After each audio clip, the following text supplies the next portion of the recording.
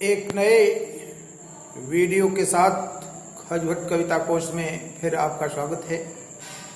इस वीडियो में UP board द्वारा इंटरमीडिएट के पाठ्यक्रम में निर्धारित कैकेयी का अनुताप शीर्षक कविता की सारगर्भित व्याख्या प्रस्तुत की गई है। इसके रचयिता राष्ट्र कवि मैथिली शरण गुप्त जी हैं। रामचंद्र जी के वनवास के बाद भरत जब लौट करके अयोध्या आते हैं, उन्हें ज्ञात होता है कि मेरी माँ ने ही राम को वन भेजा है। बहुत दुखी होते हैं, नाराज होते हैं और फिर राम को मनाने के लिए वन में जाते हैं। उनके साथ अयोध्या के बहुत से प्रबुद्ध नर नारी भी जाते हैं। वहाँ पर वन में एक आम सभा बैठती है जिसमें लोग राम के मनाने का प्रयास करते हैं। इसी प्रसंग का बड़ा ही सजीव चित्रण कवि ने इस कविता में किया है। देखें, तदंतर बैठी सभा उठज के आगे, नीले बितान के तले दीप बहु जागे। टकटकी लगाए नयन सुरों के थेवे, परिणाम उत्सुक उन भयातुरों के थेवे। उत्फुल्ल करौदी कुंज वायु रह रह कर, करती थी सबको पुलक पूर्ण मह मह कर। वह चंद्रलोक था कहाँ चांदनी वैसी, प्रभु बोले गिरा गंभीर नीर निधि जैसी। हे भरत भद्र अब कहो अभिप्सित अपना, सब सजग हो गए भंग हुआ जो सपना। इन पंक्तियों में सभा का बड़ा ही सजीव चित्रण किया गया है। कहते हैं तदंतर बैठी सभा उठज के आगे। उठज माने कुटिया, जिस कुटिया में प्रभु श्री रामचंद्र जी, भ्राता लक्ष्मण और जानकी जी के साथ रहते थे। उस कुटिया के आगे सभा बैठ गई। नीले बितान के तले दीप बहु जागे। नीला बितान कहते हैं आकाश को। आकाश में तारे चमक रहे थे। उन तारों को ही दीप कह दिया है कवि ने कि बहुत से दीप जल गए, यानी आकाश में तारे दिख रहे थे। टकटकी लगाए नयन सुरों के थे वे। उन तारों को देख करके कवि कल्पना करता है कि लगता है कि देवता भी उन तारा रूपी आंखों से टकटकी लगा करके सभा की ओर ही देख रहे थे। परिणाम उन भयातुरों के थे, जो परिणाम जानने के लिए उत्सुक। उत्फुल्ल करौदी कुंज वायु रह रह कर, करती थी सबको पुलक पूर्ण मह मह कर। कहते हैं कि उत्फुल्ल करौदी कुंज, खिले हुए करौदा के कुंजों से होकर के आने वाली वायु अपनी महक से सबको पुलकित कर रही थी। वह चंद्रलोक था कहाँ चांदनी वैसी, प्रभु बोले गिरा गंभीर नीर निधि जैसी। कहते हैं कि वहां पर लगता था जैसे चंद्रलोक ही उतर आया हो। कहाँ चांदनी वैसी, कहते हैं जैसी चांदनी वहां पर थी वैसी चांदनी और कहाँ हो सकती है। ऐसे वातावरण में प्रभु श्री रामचंद्र जी बोले गिरा गंभीर नीर निधि जैसी। नीर निधि समुद्र को कहते हैं। समुद्र जैसी गंभीर वाणी में बोले। क्या कहे कि हे भरत भद्र अब कहो अभिप्सित अपना, सब सजग हो गए भंग हुआ जो सपना। कहा श्री रामचंद्र जी ने कि हे भरत श्रेष्ठ, अब आप अपने आने का प्रयोजन कहिए। अभिप्सित इच्छा, प्रयोजन क्या प्रयोजन है, किस हित से आए हैं। ये बात सुन करके सब सजग हो गए। सभी लोग सजग हो गए कि अब आगे क्या होता है। भंग हुआ जो सपना, जैसे सब लोग अचानक सपने से उठ गए हों, जग गए हों। तो इन पंक्तियों में प्रकृति का बड़ा ही सरस चित्रण हुआ है। खड़ी बोली परिष्कृत रूप में दृष्टिगोचर होती है। अभिधा शब्द शक्ति, प्रसाद गुण, शांत रस, उपमा, अनुप्रास, पुनरुक्त, प्रकाश रूपक अलंकारों का प्रयोग हुआ है। हे आर्य रहा क्या भरत अभिप्सित अब भी, मिल गया अकंटक राज्य उसे जब तब भी। पाया तुमने तरुतरे अरण्य बसेरा, रह गया अभिप्सित शेष तदप क्या मेरा। तनु तड़प तड़प कर तप्त तात ने त्यागा, क्या रहा अभिप्सित और तथापि अभागा। हा इसी अयस के हेतु जनन था मेरा, निज जननी के ही हाथ हनन था मेरा। अब कौन अभिप्सित और आर्य वह किसका, संसार नष्ट है भ्रष्ट हुआ घर जिसका।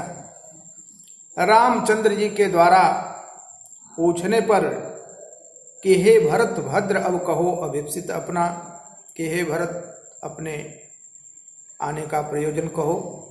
भरत जी स्वयं की निंदा करते हैं और उसी भरत द्वारा स्व निंदा का बड़ा ही मार्मिक चित्रण कवि ने इन पंक्तियों में किया है।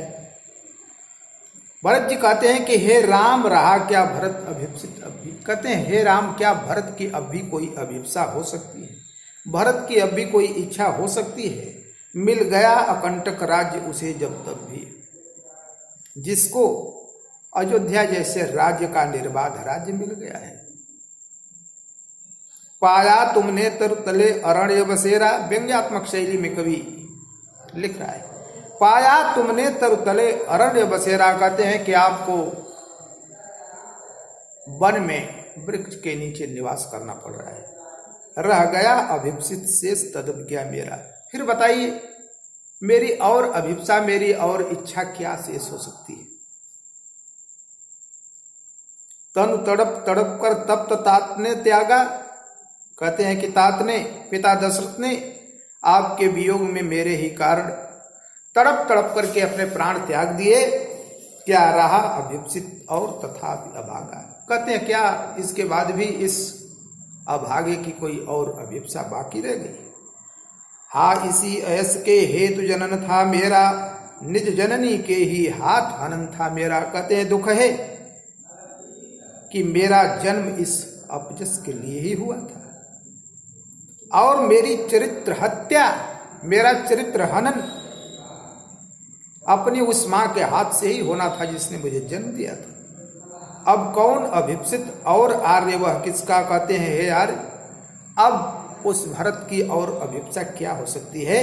संसार नष्ट है भ्रष्ट हुआ घर जिसका, जिसका घर भ्रष्ट हो गया, जिसके लिए पूरा संसार ही नष्ट हो गया है, कुछ बचा ही नहीं है, उसकी अभिप्सा और शेष क्या हो सकती है। मुझसे मैंने ही आज स्वयं मुँह फेरा, हे आर्य बता दो तुम ही अभिप्सित मेरा।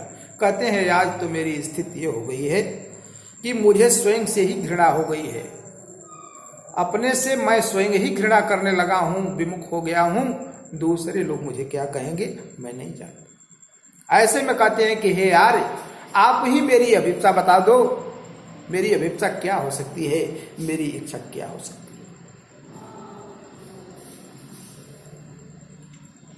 है। इन पंक्तियों में भरत की चारित्रिक विराटता को कवि ने बहुत ही सफल ढंग से दर्शाया है। भाषा लाक्षणिक खड़ी बोली है, लक्षणा शब्द शक्ति, प्रसाद गुण, शांतरस, अनुप्रास और वक्रोक्ति अलंकारों का सफल चित्रांकन हुआ है। आगे देखिए, प्रभु ने भाई को पकड़ हृदय पर खींचा, रोदन जल से सविनोद उन्हें फिर सींचा। उसके आशय की थाह मिलेगी किसको, जनकर जननी ही जान न पाई जिसके। भरत द्वारा आत्मग्लानि के साथ यह कहने पर कि हे आर्य आप ही मेरी अभिप्सा, आप ही मेरी इच्छा बता दें, इस पर राम की प्रक्रिया का बड़ा ही मार्मिक चित्रण किया है कवि ने। राम ने क्या प्रक्रिया, राम ने क्या कहा, क्या किया। जब भरत जी कहते हैं कि हे आर्य बता दो तुम ही अभिप्सित मेरा, कवि लिखता है कि प्रभु ने भाई को पकड़ हृदय पर खींचा। प्रभु श्री रामचंद्र जी ने भाई को पकड़ करके उनको खींच करके अपने हृदय से लगा लिया। रोदन जल से सविनोद उन्हें फिर सींचा, और रोदन जल से आंसुओं के जल से उनको सींच दिया। पकड़ करके हृदय से लगा करके प्रभु श्री राम रोने लगे। उसके आशय की थाह मिलेगी किसको? कहते हैं भगवान श्री रामचंद्र जी कि उसके आशय की थाह किसको मिल सकती है, उसके प्रयोजन को कौन जान सकता है? जनकर जननी ही जान न पाई जिसको, जिसको जन्म देने वाली मां स्वयं ही नहीं जान पाई। क्या आशय यह है कि अगर जानती कैकेयी कि भरत को क्या पसंद है, भरत की क्या प्रतिक्रिया होगी, तो शायद वो भी ये कृत्य न की। तो जब मां ही नहीं जान पाई तो दूसरा कौन जान सकता है? इन पंक्तियों में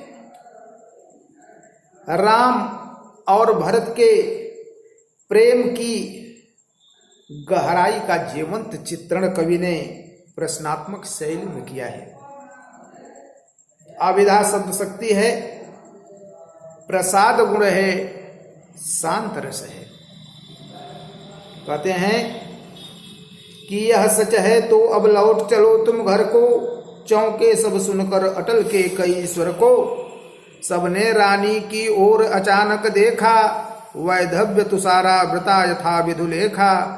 बैठी थी अचल तथापि असंख्य तरंगा, वह सिंही युवथी हाहा गोमुखी गंगा। हाँ जनकर भी मैंने न भरत को जाना, सब सुन ले तुमने स्वयं अभी यह माना। यह सच है तो फिर लौट चलो घर भैया, अपराधीन मैं हूं तात तुम्हारी भैया।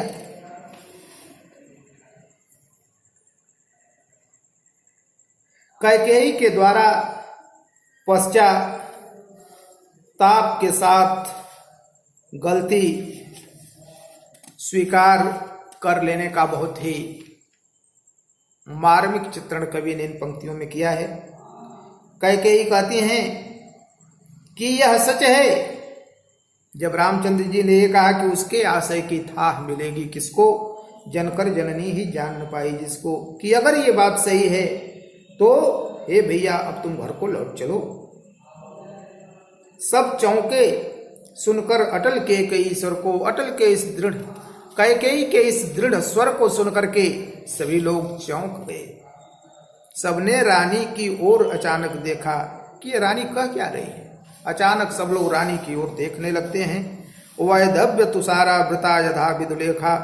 उस समय विधवा वेश में रानी वैसे ही लग रही थी जैसे कोहरे से ढकी हुई चंद्रमा की चांदनी हो। जैसे कोहरे से ढक करके चांदनी फीकी पड़ जाती है, वैसे ही वैधव्य के वेश में रानी का सौंदर्य फीका पड़ रहा था। बैठी थी अचल तथापि असंख्य तरंगा, वह सिंही युवथी यहाँ गोमुखी गंगा। कहते हैं कि रानी कैकेयी शांत बैठी थी, लेकिन फिर भी उनके मन में अनेकों भाव उठ रहे थे, अनेकों भावों की तरंगे उठ रही थी। और सिंह की तरह से, सिंहनी की तरह से हिंसक बन चुकी कैकेयी अब गंगा की तरफ से द्रवित हो रही है, गंगा की तरफ से शीतल हो रही है।